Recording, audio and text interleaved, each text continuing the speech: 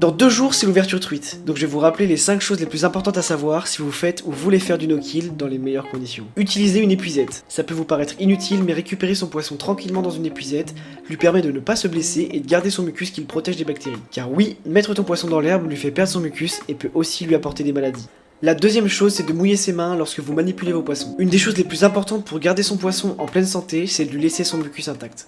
Pour ceux qui ne savent pas, les poissons sont recouverts d'une matière gluante appelée mucus. Et celui-ci leur sert pour tout un tas de choses, mais surtout pour prévenir des maladies. Si tu ne mouilles pas tes mains, le mucus va coller à ta main et se décoller du poisson. De plus, se faire manipuler par des mains sèches procure à ton poisson un stress supplémentaire. En résumé, mouiller ses mains avant de toucher un poisson est un geste simple mais crucial pour sa santé et sa survie en no-kill. La troisième chose qui peut faire la différence pour la survie de ton poisson, c'est de pêcher avec des petits hameçons et sans ardillon. Pour ceux qui ne savent pas, l'ardillon c'est ça. Il sert à empêcher l'hameçon de ressortir lorsqu'il est planté. Et ça, ça fait beaucoup de dégâts dans la bouche des poissons. Donc forcément, quand tu fais pas de no-kill, que tu prends tous tes poissons, tu t'en fous parce que tu l'abîmes ou non, tu vas le garder. Sauf que quand tu veux pas tuer tes poissons, t'essaies de limiter les dégâts au maximum. Donc l'ardillon, les gars, on écrase avec une pince, on le dégage et comme ça on abîme moins notre poisson et c'est tout bon pour tout le monde.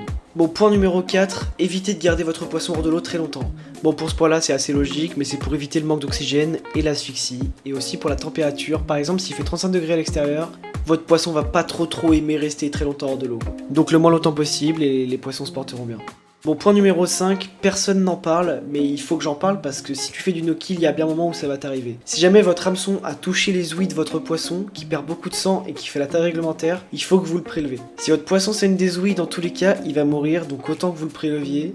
Vous le prélevez, je sais pas comment on me dit au puté. Dans ces cas-là, par contre, on fait les choses bien, on fait les choses avec du respect, on parle quand même d'un être vivant, donc on le laisse pas souffrir, à suffoquer sur le bord ou à sécher au soleil. En respectant ces choses-là, vous mettez toutes les chances de votre côté pour laisser votre poisson repartir dans la meilleure santé possible. Si j'ai oublié quelques trucs, n'hésitez pas à rajouter des choses dans les commentaires. Moi, je conclue cette vidéo en vous annonçant que j'ai créé une deuxième chaîne TikTok.